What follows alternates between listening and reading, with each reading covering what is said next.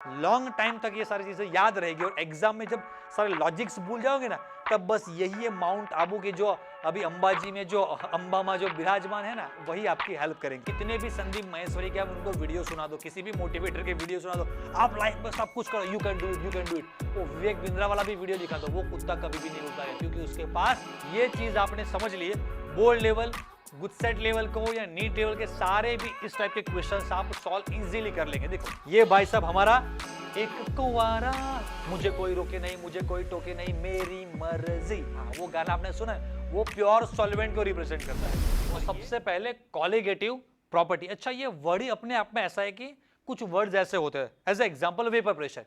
अच्छा, vapour pressure का आपको डेफिनेशन नहीं आता है, बॉइलिंग पॉइंट का आपको डेफिनेशन नहीं आता है, फ्रीजिंग पॉइंट का डेफिनेशन आपको नहीं आता, लेकिन वो वर्ड जो है ना, वेपर प्रेशर, बॉइलिंग पॉइंट, तो उन वर्ड से भी आप कुछ ना कुछ तो सेंटेंस बना देंगे मार तोड़ फोड़ के। लेकिन कॉलिगेटिव प्रॉपर्टी ये वर्ड ही ऐसा है कि कॉलिगेटिव वर्ड आज तक, जब से आप लोगों ने होश संभाला, जब से आप पैदा हुए आज तक इतना पूरा इंग्लिश पढ़ा होगा, लेकिन कभी भी हमने रूटीन रेगुलर इंग्लिश लैंग्वेज में कभी भी ये कॉलिगेटिव वर्ड नहीं सुना है। स्पेशली ये केमिस्ट्री का टेक्निकल वर्ड है कॉलिगेटिव प्रॉपर्टी। अच्छा, इसका डेफिनेशन क्या है? दो डेफिनेशन, ये एक्चुअली जो हमारे रियल टेक्स्ट बुक में जो डेफिनेशन है वो है, और ये हमने इसे सिंपल लैंग्वेज में समझाने के लिए बनाया हुआ, ये भी करेक्ट डेफिनेशन है, लेकिन ऊपर वाला जो डेफिनेशन है उससे कुछ भी समझ में नहीं आएगा। देखो, the properties depends on the number of solute particles irrespective of their nature relative to total number of particles present in the solution. Such properties are called colligative properties. टिंग टिंग टिंग। अच्छा, पहले नीचे का पढ़ेंगे, इसको समझेंगे, इसके बाद ये थोड़ा डिफिकल्ट वाला अपने आप समझ में आ जाएगा। अच्छा, क्या लिखा है? Properties of solutions. सॉल्यूशंस की कुछ प्रॉपर्टीज है, जैसे सॉल्यूशन का वेपर प्रेशर, सॉल्यूशन का बॉइलिंग पॉइंट, सॉल्यूशन का फ्रीजिंग पॉइंट, सॉल्यूशन का ऑस्मोटिक प्रेशर। अच्छा, ये जो सारे प्रॉपर्टीज है विच डिपेंड्स, अच्छा वो डिपेंड्स करते हैं किसके ऊपर? Only on the number of solute particles. किसके ऊपर? Only on the number of solute particles. Particles मतलब चाहे वो एटम हो सकते हैं, मॉलिक्यूल्स या आयंस, कुछ भी हो सकता है, but not on the nature of solute are called. किसके ऊपर? Not on the nature of the solute are called colligative property. मतलब कि भाई वो प्रॉपर्टीज जो सॉल्यूट के सिर्फ और सिर्फ नंबर्स पर डिपेंड करती है, उनके नेचर पर नहीं। एक एग्जांपल से समझाऊंगा, एज एग्जांपल कि आप सभी ऑनलाइन कोर्स में जो बच्चे ज्वाइंट हैं, या तो ऐसा कह सकते हैं, हाँ ऑनलाइन कोर्स का एग्जांपल ले लेते हैं, एज एग्जांपल कि भाई कोई ऑनलाइन कोर्स में सारे बच्चे ज्वाइंट हुए, और एज एग्जांपल के भाई साहब हमने कुछ राउंड फिगर अभी अच्छा सा समझ में आया, पकड़ के चलते हैं भाई मैंने ऑनलाइन का फीस एज एग्जांपल कि भाई 1000 रुपीज आपका रखा हुआ है, तो समझ लो कि भाई साहब 100 बच्चे इस कोर्स में ज्वाइन हो रहे, तो उनका जो भी टोटल होगा कितना होगा? 100 बच्चे 1000 रुपए, तो टोटल अमाउंट होगा 1 लाख रुपीज। ओके, अभी अच्छा ये जो कोर्स का जो प्राइस है 1000 रुपीज, ये बॉयज के लिए कुछ ज्यादा है, गर्ल्स के लिए कुछ कम है, ST, BC, OBC open category के लिए कुछ अलग है, इनके लिए कुछ अलग, ऐसा कुछ भी है नहीं। जो बच्चे वेट में ज्यादा है उनके लिए प्राइस ज्यादा है, जो बच्चे वेट में कम उनके लिए कम है, जो लड़कियां दिखने में काफी सुंदर है उनके लिए फ्री है, जो अच्छी दिखने में नहीं है उनके लिए प्राइस डबल। नहीं भाई साहब, ये आपके नेचर पर नहीं डिपेंड करता, आप ऑनेस्ट हो या नहीं हो, पढ़ाई में अच्छे हो पढ़ाई में नहीं हो, आप जो भी कास्ट से बिलोंग करते हो, जिस किसी भी रिलीजन से बिलोंग करते हो, आप हाइट में ऊपर नीचे कुछ भी, ये सारी चीजें कुछ भी मैटर नहीं करती। हमारे जो अकाउंट में फाइनल जो अमाउंट आने वाला है वो डायरेक्टली नंबर पर डिपेंड करता है, कितने बच्चे, वो चाहे बॉयज हो गर्ल्स हो, समझ में आ रहा है, मोटा हो पतला हो जाड़ा कुछ भी हो, जो भी अमाउंट आने वाली है वो it depends directly on the numbers. समझ में आ रहा है? हाँ, बस वैसे मैं सेम समझ रहा हूं। कभी भी आपने हाईवे पर टोल वाला एक देखा होगा, तो लिखा है कार, तो फॉर दी कार 100 रुपीज। फिर आपके पास स्विफ्ट कार है या फिर i10 है, ग्रैंड i10 है, या ये कोई भी कार है, इन जनरल सभी कार के लिए जो भी टोल टैक्स है वो 100 रुपीज है।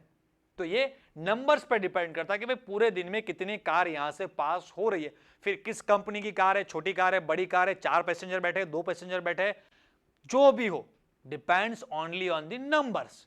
नेचर पर कुछ भी डिपेंड नहीं करती वो जो प्रॉपर्टीज है, क्योंकि सॉल्यूशंस के लिक्विड्स की बहुत सारी प्रॉपर्टीज होती है, लेकिन स्पेसिफिकली जो भी सारी प्रॉपर्टीज है उनमें से वो प्रॉपर्टीज जो सिर्फ नंबर्स पे डिपेंड करती हो, सॉल्यूट के नंबर्स पे डिपेंड करती है, उन प्रॉपर्टीज को सिर्फ हम कहते हैं कॉलिगेटिव प्रॉपर्टी। और इस चैप्टर में जो सॉल्यूशन की मेन 4 कॉलिगेटिव प्रॉपर्टीज है उसके बारे में हम पढ़ेंगे। लेकिन सबसे पहले यह पता होना चाहिए कि वो प्रॉपर्टीज कौन कौन से है, अच्छा उन प्रॉपर्टीज पे कैसे नंबर से अफेक्ट होता है। उसके बाद अगर हम टेक्स्ट बुक में पूरा, आप लोगों ने शायद ऑफलाइन वगैरह में पढ़ा होगा कि इसके बाद वेपर प्रेशर में एक कंसेप्ट आएगा, राउल्ट लॉ आएगा, राउल्ट में फिर उसके बाद बॉइलिंग, उसके बाद फ्रीजिंग। तो हर जगह पर आप देखना कि वहां पर नंबर का इफेक्ट रहता है। तो पहले हम कॉलिगेटिव प्रॉपर्टी समझेंगे, उसके बाद सारे कॉलिगेटिव प्रॉपर्टीज की डिटेल में जाएंगे, राइट। अच्छा, कौन कौन से कॉलिगेटिव प्रॉपर्टीज है? सबसे पहला है हमारा relative lowering of vapour pressure of solvent.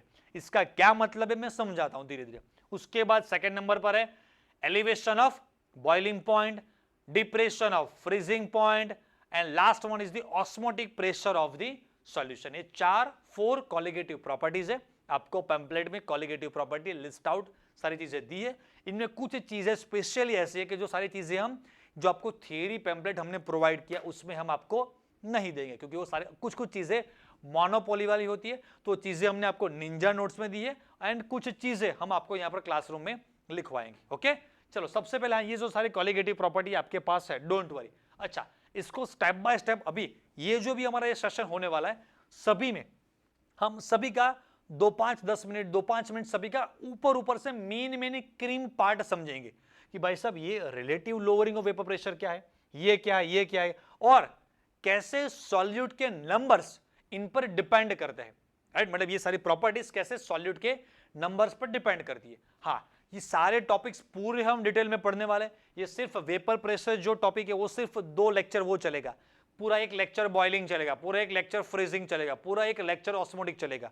तो हर टॉपिक के बारे में डिटेल में हम जैसे जैसे चैप्टर आगे बढ़ेगा पूरे 1-1 घंटे के सेशंस हम डिटेल में डिस्कस करेंगे। लेकिन अभी आज हम ऊपर से ये समझ रहे हैं कि भाई साहब ये प्रॉपर्टीज है क्या और कैसे ये सॉल्यूट के नंबर्स पर डिपेंड करती है, राइट। तो सबसे पहले मेन चीज है as the number of particles increases।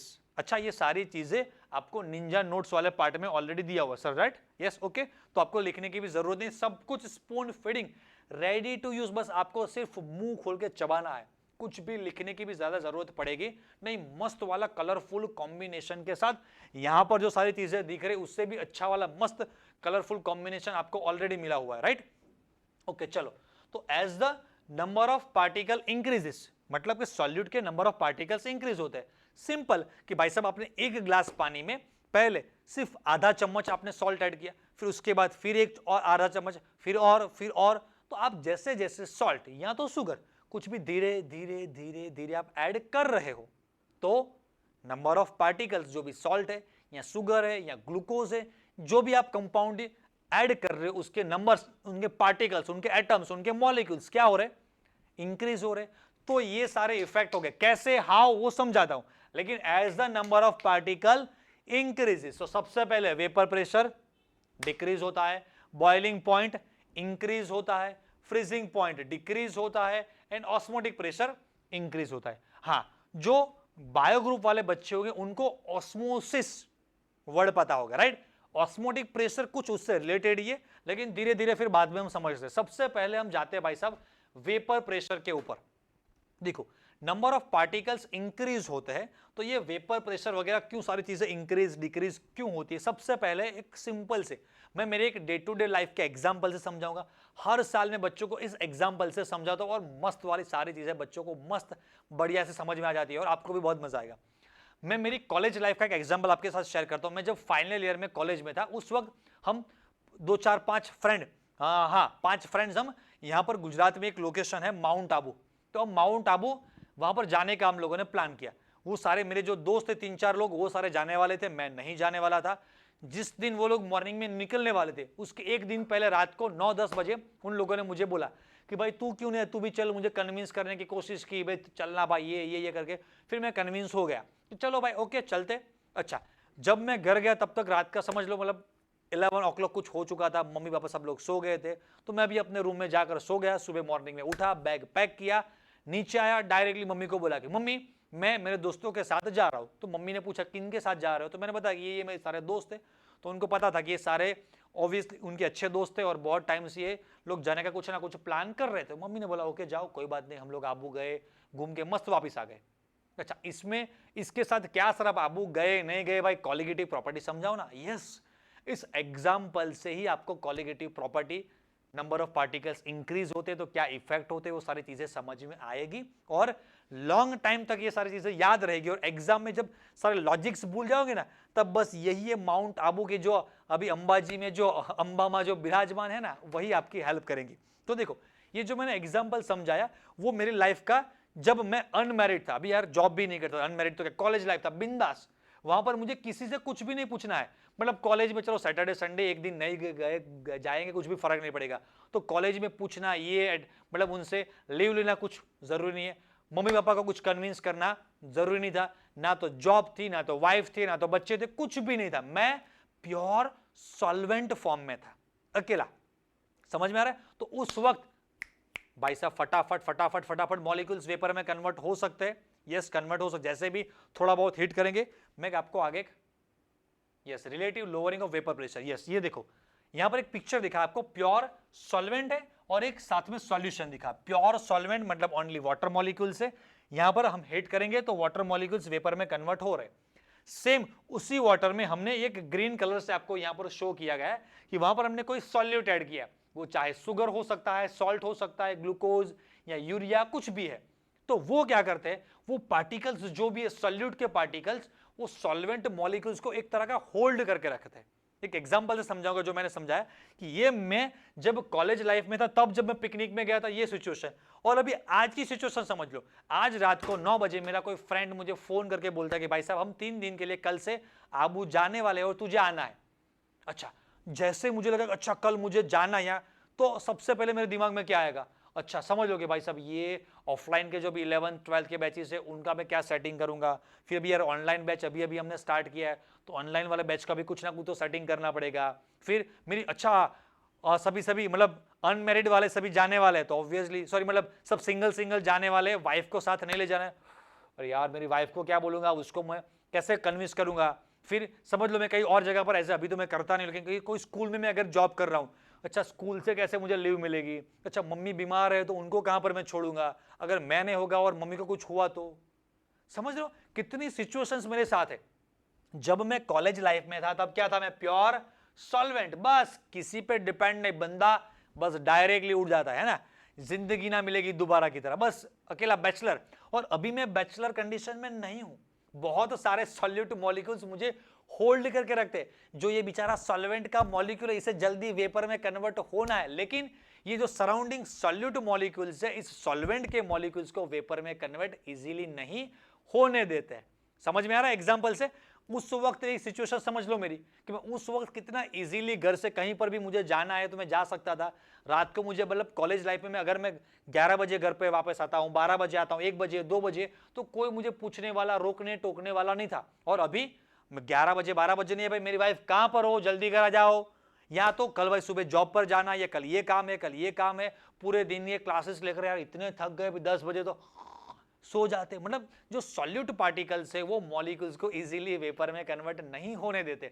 हमारे मेरी जो छोटी सी बच्ची है, मुझे कहीं अकेले जाना होता है तो मुझे छुप कर निकलना होता है, पीछे से दरवाजे से मैं निकल जाता हूं।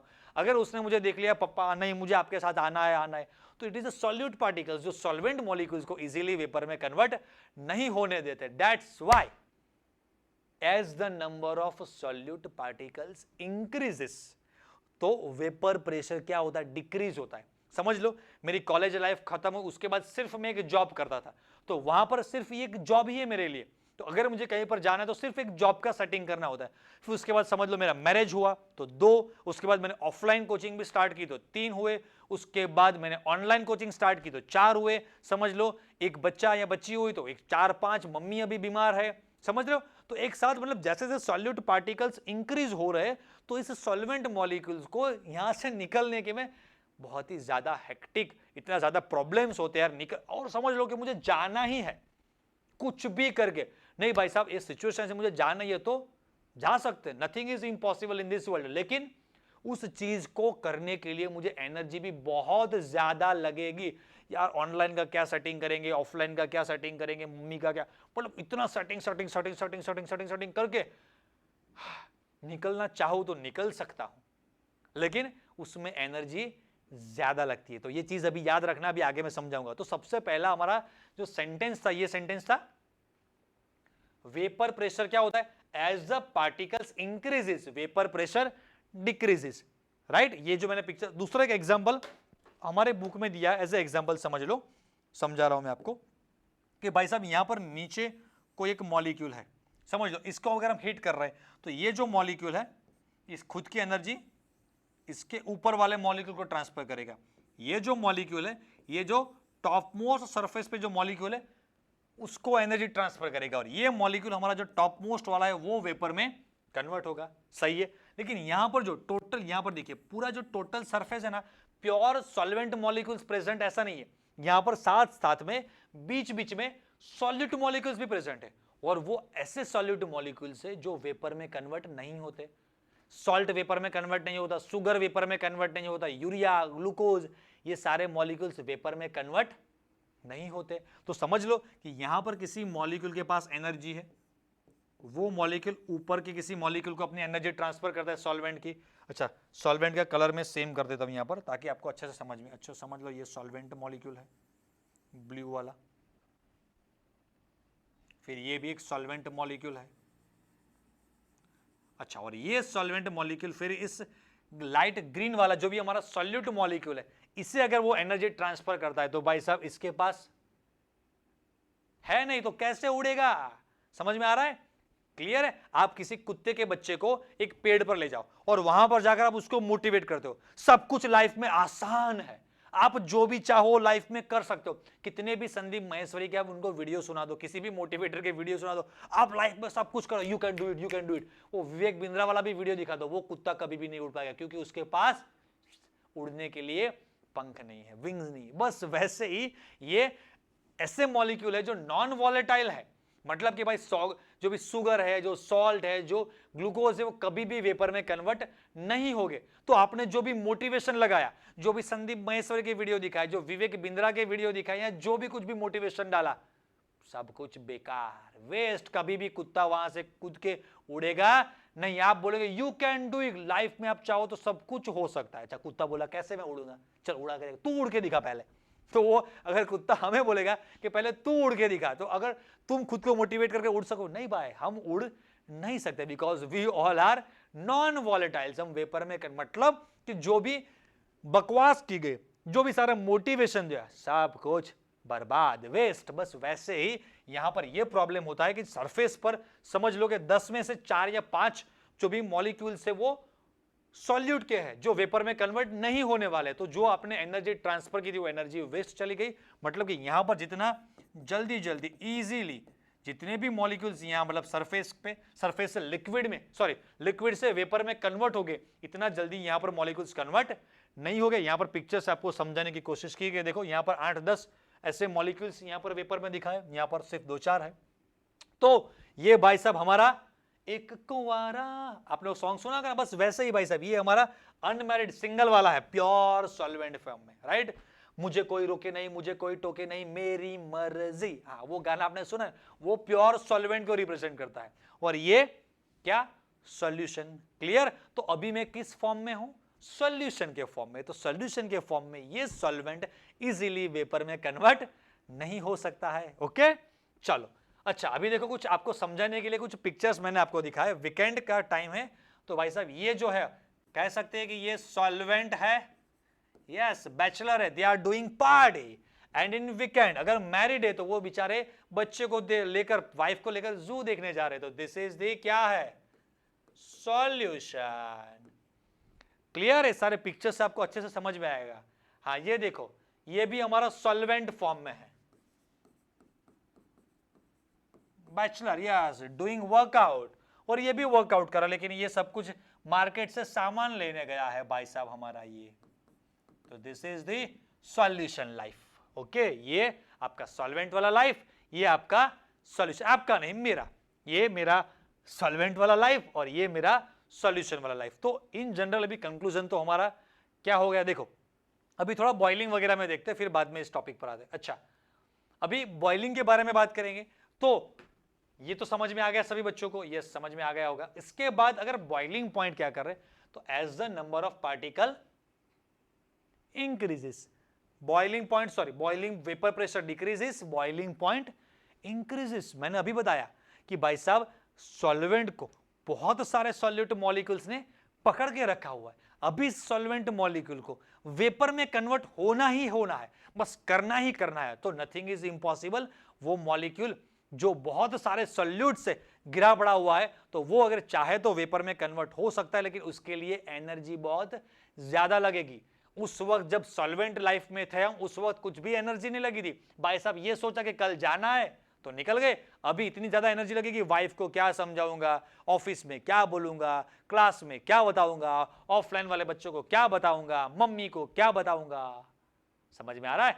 तो बस इतने सारे सेटिंग करने होते तो ऑब्वियसली एनर्जी ज्यादा लगती है दिमाग में। बस वैसे ही बॉइलिंग पॉइंट इंक्रीज, जस्ट एक एग्जांपल से समझाया। अभी कॉन्सेप्चुअल लेवल पर हम समझेंगे तो जो सॉल्यूट मॉलिक्यूल्स होते हैं वो मॉलिक्यूल्स क्या करते, वो हाँ जो भी आपके जो वेपर में कन्वर्ट कौन होने वाला है, बॉइलिंग जो भी आप करना चाहते हो वो वाटर का, वाटर को हीट कर कर उसको बॉइल, मतलब उसी वाटर को वेपर में कन्वर्ट करना चाहते हो। और अभी आपके सॉल्यूट मॉलिक्यूल्स उन वेपर को होल्ड करके रखते, पकड़ के रखते, उनको वेपर में कन्वर्ट जल्दी नहीं होने देते। और फिर भी आपको करना है तो ऑब्वियसली पहले से एनर्जी आपको ज्यादा लगानी पड़ेगी। दैट्स वाई बॉइलिंग पॉइंट क्या होता है, इंक्रीज। इसका और भी एक मस्त वाला टेक्निकल बहुत डिटेल में रीजन है, लेकिन पूरा 1 घंटे का जब हम बॉइलिंग पॉइंट का सेशन लेंगे ना, तब और भी डिटेल में पढ़ेंगे बॉइलिंग पॉइंट की डेफिनेशन, वेपर प्रेशर के साथ क्या रिलेशन है। लेकिन अभी जो चीजें सिर्फ हम ऊपर ऊपर से समझ रहे हैं कि भाई साहब कॉलिगेटिव प्रॉपर्टी कौन कौन सी है और why they depend on number of particles, how they depend on the number of particles. तो वेपर प्रेशर समझ में आ गया, पार्टिकल्स है सॉल्यूट के, मॉलिक्यूल्स को होल्ड कर रखते हैं, इजीली वेपर में कन्वर्ट नहीं होने देते, that's why vapour pressure decreases. अच्छा करना ही है वेपर में कन्वर्ट, यस, तो एनर्जी ज्यादा लगानी पड़ेगी, तो ऑब्वियसली बॉइलिंग पॉइंट इंक्रीजेस। अच्छा अभी हम आ गए फ्रीजिंग पॉइंट पर। चलो मुझे कौन बताएगा वाटर का फ्रीजिंग पॉइंट क्या है, what is the freezing point of water? 0 degree Celsius.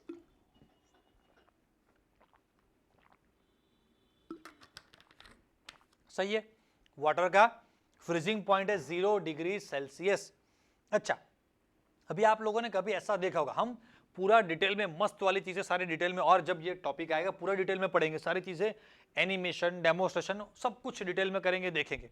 अभी मैं समझा रहा हूं, आपने कभी भी ऐसा फील किया होगा कि आप कभी भी मार्केट से आप आइसक्रीम वगैरह लाकर आए हो, मतलब लेकर आए हो, आइसक्रीम है, कुल्फी वगैरह कुछ भी है, राइट, अमूल वाला ट्राइकॉन है, जो भी आप घर पर आकर आपके फ्रिज में रखते हो, तो जैसे मार्केट से लाए या जो अमूल वगैरह जो भी वाडीलाल हैवमोर जो भी शॉप है, वहां पर जितना वो जो मतलब इतना परफेक्टली जो फ्रीज्ड हुआ होता है वो उतना अच्छा हमारे घर पे नहीं होता है, ये भी आप लोगों ने ऑब्जर्व किया होगा। फिर आप देखो कि आप कभी भी जो भी प्योर वाटर है, प्योर वाटर का फ्रीजिंग पॉइंट है 0 डिग्री सेल्सियस। अच्छा फिर उसके बाद अगर आपने किसी कोल्ड ड्रिंक ले लिया, कोई आइसक्रीम वगैरह कुछ भी ले लिया, तो उसका फ्रीजिंग पॉइंट 0 डिग्री सेल्सियस नहीं होता है, उसका फ्रीजिंग पॉइंट माइनस में जाता है। एक एग्जांपल से समझाऊंगा, आप लोगों ने शायद देखा होगा आपके घर पर पहले वो वाला फ्रिज था जहां पर एक ही डोर होता था और डोर के अंदर छोटा सा फ्रीजर रहता था, वो वाला फ्रिज आप लोगों ने देखा है। अभी 2 डिफरेंट डोर आ गए, नीचे फ्रिज वाला पार्ट अलग और ऊपर फ्रीजर वाला पार्ट अलग हो गया। नहीं पहले उसके अंदर ही पार्ट आता था, याद है आप ना, फिर अंदर पूरी बर्फ हो जाती थी, फिर एक दिन फ्रिज बंद करना होता था, फिर पानी निकलता था। कितने बच्चों ने वो फ्रिज देखा हुआ है पहले वाला?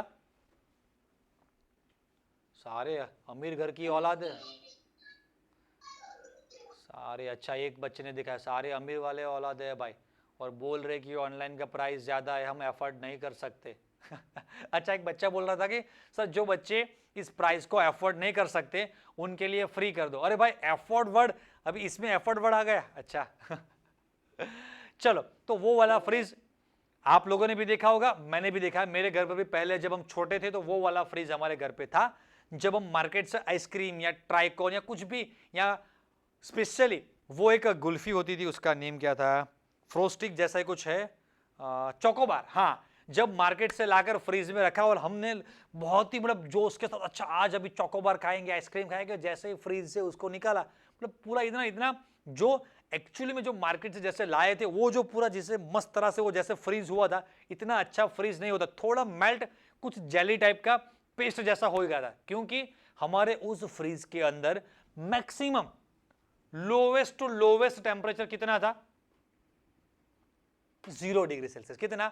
0 degree Celsius. Yes, that's why वो जो हमारा पुराना फ्रीज था जिसके अंदर छोटा सा फ्रीजर था वो 0 या -1 या -2 तक मैक्स टू मैक्स जाता था, तो सिर्फ वाटर को फ्रीज मतलब कि सिर्फ आइस में कन्वर्ट करने के लिए उसका यूज होता था। अभी आप लेटेस्ट फ्रीज में देखेंगे तो ऊपर बटन्स होते हैं, वहां पर आप -9, -15, -13, -19 वगैरह भी आप सेट कर सकते हो। यस और नो? यस और नो? यस, हाँ, यस यस, ओके, हाँ, यस यस, ये सबको एक्सपीरियंस है। तो उसी फ्रिज को अगर आप 0 डिग्री पर रखेंगे एंड उसके अंदर आपने आइसक्रीम रख दिया, या तो फिर आपने कुछ कोई भी कुल्फी वगैरह रख दिया, या तो फिर कोई भी मतलब ट्राइकॉन वगैरह कुछ भी रख दिया और 0 डिग्री पर रखा, तो वो सारा मेल्ट हो जाएगा।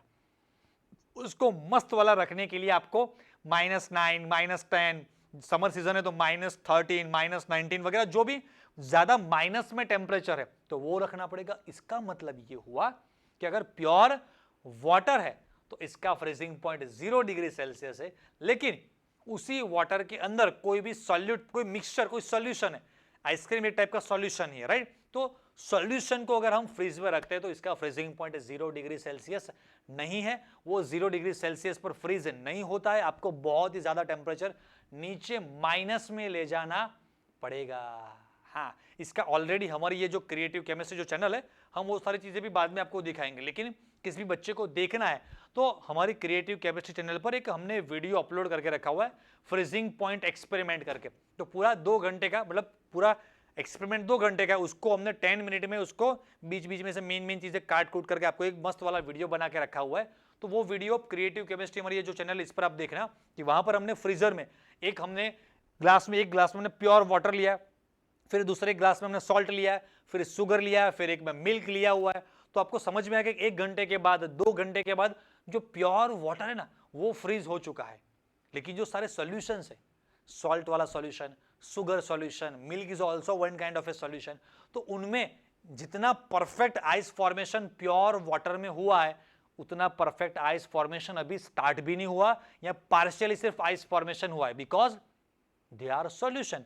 उनको फ्रीज होने में टाइम भी ज्यादा लगता है एंड उनके लिए टेम्परेचर भी काफी लो चाहिए, फ्रीजिंग पॉइंट डिक्रीजेस, तो वो सारे माइनस में चले जाते हैं, -1, -10, -5, राइट? बहुत डिटेल में फिर बाद में हम पढ़ेंगे। उसके बाद हमारा आ रहा है ऑस्मोटिक प्रेशर। अच्छा, ऑस्मोटिक प्रेशर जो है वो पूरा डिटेल में हमें समझना ही है, लेकिन अभी सबसे पहले तो ये जो ऑस्मोटिक प्रेशर टॉपिक है ना, 3 से 4 सेशन, 3 से 4 घंटे पूरा टॉपिक चलेगा। सबसे पहले सेशन में तो हम सिर्फ ऑस्मोसिस किसे कहते हैं वो समझेंगे, क्योंकि मैथ्स वाले बहुत सारे बच्चे जिनको ऑस्मोसिस ही नहीं पता। उसके बाद ऑस्मोटिक प्रेशर क्या है वो समझना पड़ेगा, और उसके बाद समझ में आएगा कि अच्छा भाई साहब कैसे जो भी पार्टिकल्स है उनका ऑस्मोटिक प्रेशर के ऊपर इफेक्ट होता है। उसके बाद हम RO समझेंगे, रिवर्स ऑस्मोसिस, जो हमारे घर होता है, राइट? तो बहुत सारी चीजें इसमें डिटेल में पढ़ने वाली है, तो अभी आज से अभी समझा दूंगा, तो ये सारी चीजें होने वाली है आज से 10 दिन के बाद। तो अभी से हम ऑस्मोटिक प्रेशर में इतना डिटेल में नहीं जाते। तो ये पॉइंट 3 आपने समझ लिए। ये अभी आपको टेम्पररी 2-4 सेशन के लिए अभी आपको समझ के याद रखना है कि भाई ऑस्मोटिक प्रेशर भी इंक्रीज होगा, कैसे वो हम आगे धीरे धीरे समझेंगे कैसे ऑस्मोटिक प्रेशर इंक्रीज होता है। ओके, चलो, तो अभी इसके बेसिस पर एक एग्जाम्पल से समझते हैं मस्त वाला। हाँ, मोस्ट इंपॉर्टेंट है, ये चीज आपने समझ लिए। बोर्ड लेवल, गुडसेट लेवल को या नीट लेवल के सारे भी इस टाइप के क्वेश्चंस आप सॉल्व इजीली कर लेंगे। देखो मेरे पास 3 सॉल्यूशन है। फर्स्ट सॉल्यूशन है वो 1 मोलल NaCl का सॉल्यूशन है, दूसरा मेरे पास है 1 मोलल MgCl2 का, तीसरा 1 मोलल AlCl3 का। सभी के 1 मोल 1 मोल 1 मोल, मतलब कि जो भी सारे मॉलिक्यूल्स हैं 6.022 10⁻23, 1 मोल मतलब 6.022 10⁻23। MgCl2 के भी same number of molecules, AlCl3 के भी सेम नंबर ऑफ मॉलिक्यूल्स, फिर भी इनके बॉइलिंग, फ्रीजिंग, सारे जो भी क्वालिटेटिव प्रॉपर्टीज है वो डिफरेंट रहेंगे। क्यों? क्योंकि ये जो सारे कंपाउंड NaCl, MgCl2, AlCl3, इनको जब हम वाटर में डिसॉल्व करते हैं तो वो क्या जनरेट करते हैं? आयंस। तो नंबर ऑफ पार्टिकल्स यहां पर डबल हो जाएंगे, यहां पर 3 टाइम्स बढ़ जाएंगे, यहां पर 4 टाइम्स, मतलब number of particles compare to others. यहां देखो नंबर ऑफ पार्टिकल्स, ये मैंने सही लिखा, नंबर ऑफ आयंस, तो जो भी एवोगैड्रो नंबर तो सभी में कॉमन रहेगा, सभी के मॉलिक्यूल्स Na एवोगैड्रो, लेकिन इंटू 2 रहेगा, यहां पर इंटू 3 आएगा, और यहां पर इंटू मुझे क्या करना पड़ेगा 4। तो अभी नेक्स्ट मैंने ये सही लिखा है, नंबर ऑफ पार्टिकल्स इस डायरेक्शन में इंक्रीज हो रहे, यहां से थोड़े नंबर ऑफ पार्टिकल्स यहां पर ज्यादा है, यहां पर इससे भी ज्यादा है, तो नंबर ऑफ पार्टिकल्स क्या हो रहे हैं, इंक्रीज हो रहे हैं। सही समझ में आ रहा है? अच्छा, तो भाई साहब ऑर्डर ऑफ वेपर प्रेशर हमने सही लिखा। सर कॉन्सेप्ट क्या था, नंबर ऑफ पार्टिकल्स इंक्रीज होते हैं, वो मॉलिक्यूल्स को होल्ड करके रखते हैं, तो जल्दी वेपर में कन्वर्ट नहीं होने देते। अच्छा, तो क्या नंबर ऑफ पार्टिकल्स इंक्रीज तो वेपर प्रेशर डिक्रीज। तो देखो तो भाई साहब, नंबर ऑफ पार्टिकल्स यहां पर इंक्रीज हो रहे हैं, तो सबसे ज्यादा इन तीनों में वेपर प्रेशर होगा NaCl का, इसके बाद इसका इससे भी कम, इसके बाद इसका इससे भी कम। तो नंबर ऑफ पार्टिकल्स धीरे धीरे धीरे क्या हो रहे हैं, इंक्रीज हो रहे हैं, तो वेपर प्रेशर डिक्रीज होगा। अच्छा, अभी ऑर्डर ऑफ बॉइलिंग पॉइंट देखो तो, number of particles increase, boiling point increase, ये चीजें आपको लिखवाई हुई है। उसके बाद फ्रीजिंग पॉइंट, अच्छा जैसे जैसे नंबर ऑफ पार्टिकल्स इंक्रीज होते हैं तो फ्रीजिंग पॉइंट डिक्रीज, -1, -2, -5, -7, तो freezing point decrease decrease decrease होता जाता है। And last one, osmotic pressure, number of particles increase हो रहे हैं तो ऑस्मोटिक प्रेशर क्या होगा बच्चों, आपका मतलब आपका नहीं, सॉल्यूशन का इंक्रीज होगा। तो एक ही एग्जांपल में हमने चारों के चारे चीजें जो भी हमारी इंपॉर्टेंट है, ऑल फोर हमने सारी चीजें एक में कवर कर लिए। तो सिर्फ एक ही एग्जांपल से आपको सारी चीजें मस्त वाली समझ में आ जाएगी। आपको जो निंजा नोट्स हमने प्रोवाइड किए उनमें सेम एग्जैक्टली यही ये सारी चीजें आपको डिटेल में मस्त वाली सब कुछ, जो भी इन सारे क्वेश्चंस को सॉल्व करने के लिए जरूरी है, सब कुछ आपको वहां पर दिया हुआ। तो ये कॉन्सेप्ट सबसे पहले तो आपको मस्त वाला अच्छे से समझ में आ गया या नहीं समझ में आया? कुछ भी डाउट है तो पूछो। चलो, हाँ, इनके बेसिस पर जो सारे गुजरात बोर्ड है या गुजसेट है या नीट वाले जो भी सारे बोर्ड लेवल, नीट लेवल जो भी सारे क्वेश्चन है, वो सारे क्वेश्चन अभी जब पूरा MCQ पार्ट करेंगे तो ये सारी चीजें, अभी मैंने जो सारी चीजें समझाई उनको शॉर्ट में हम वीडियो निंजा नोट्स है उसमें सारी चीजें मैं फिर से आपको डिटेल में समझाता हूँ, वहां पर उस वीडियो में आप देखिएगा। और फिर इसके बाद सभी क्वेश्चन सॉल्व करेंगे, तब हर क्वेश्चन में सारे कॉन्सेप्ट फिर 1 टाइम 2 टाइम 3 टाइम रिपीट करेंगे तो परफेक्टली मस्त आपका कॉन्क्रीट हो जाएगा। ओके, तो चलो अभी आज हमने कंप्लीट किया पूरा कॉलिगेटिव प्रॉपर्टीज। इसके बाद नेक्स्ट अभी हम वेपर प्रेशर, इसके बाद फिर हम बॉइलिंग, फ्रीजिंग और सब में वन बाय वन हम एंटर होते जाएंगे। ओके, तो बच्चों बस आज का सेशन अभी यहां पर हम खत्म करते हैं।